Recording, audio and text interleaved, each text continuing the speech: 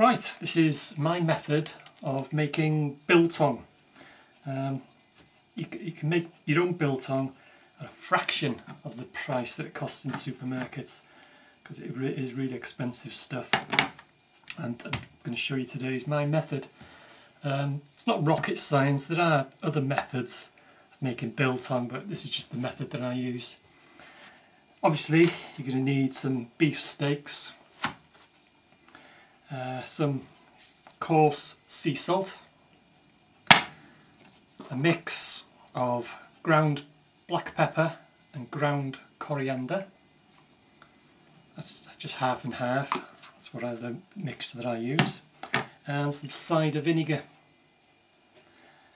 First thing you need to do is just cut your beef into slices. What I use is just slices about an inch in width, something like that.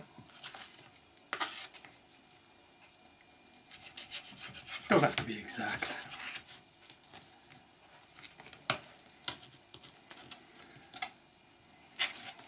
That's one done. Do the other one. Just trim off. If you've got a bit of fat on them, just trim it off.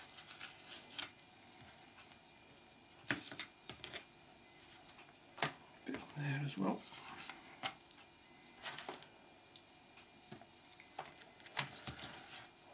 Do the second one.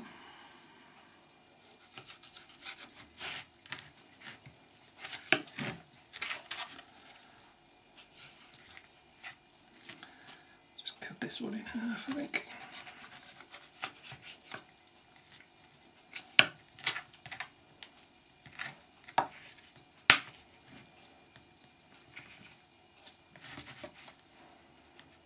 Just trim that fat off.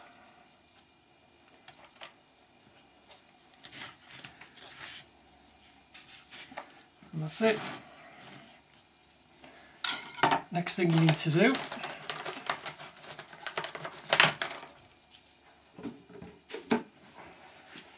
is put your sea salt onto your cuts of beef.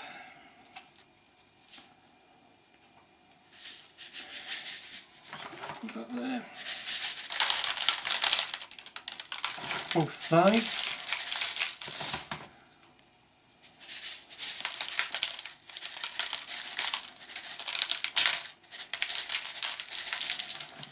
Pretty generous with the salt.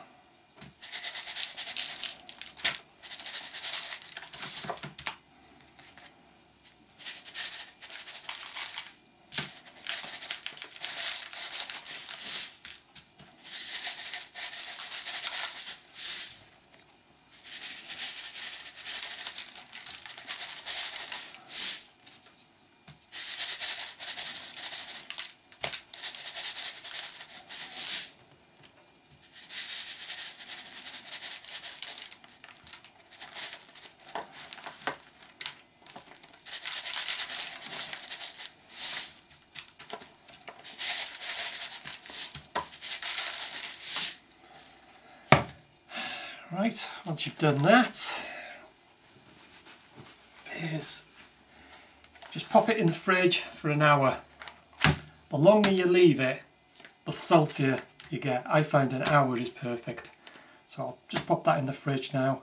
I'll take it out in an hour's time.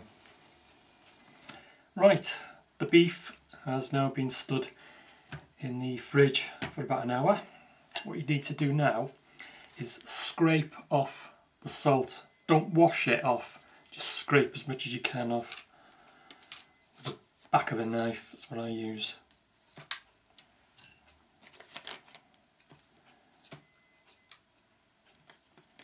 Don't worry if you leave a bit of salt on the meat.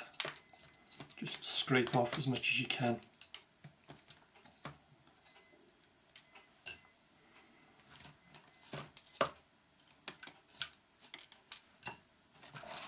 Once you've done that, what you need to do is get some cider vinegar.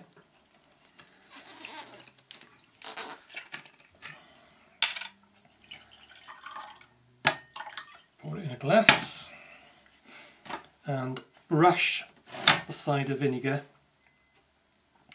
onto the pieces of meat.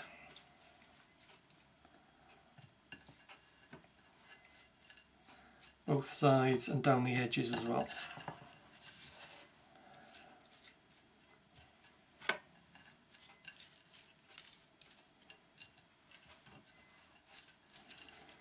Okay.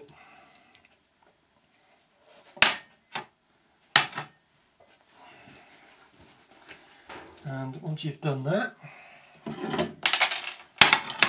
another plate, a bit of kitchen roll,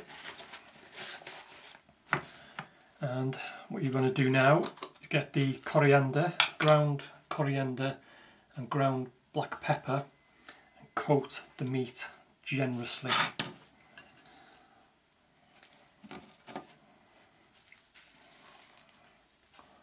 Make sure you really rub it in on the edges and the ends and both sides.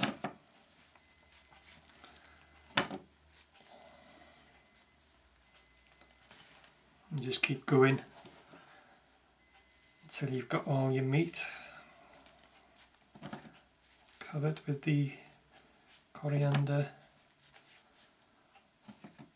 and black pepper.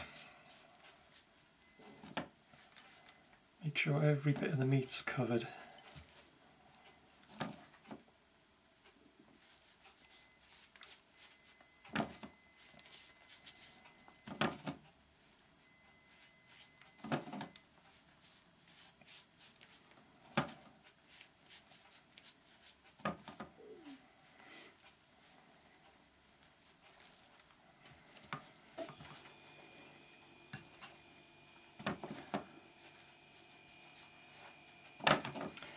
And when you've coated all the pieces of meat, just lightly tap off the excess.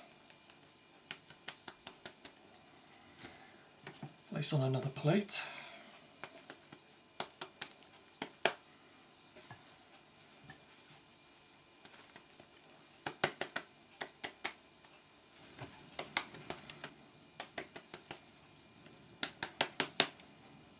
And once you've done that, it's ready to go into the biltong box.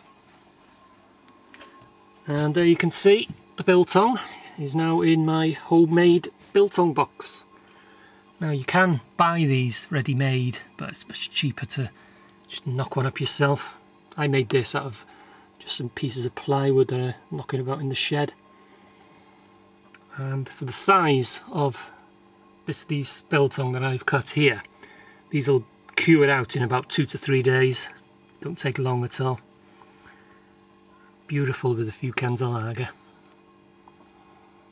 If you want to see other videos of biltong or how to make a biltong box and the dimensions and whatever, just check out my playlist on biltong. So anyway, get the front door on that now.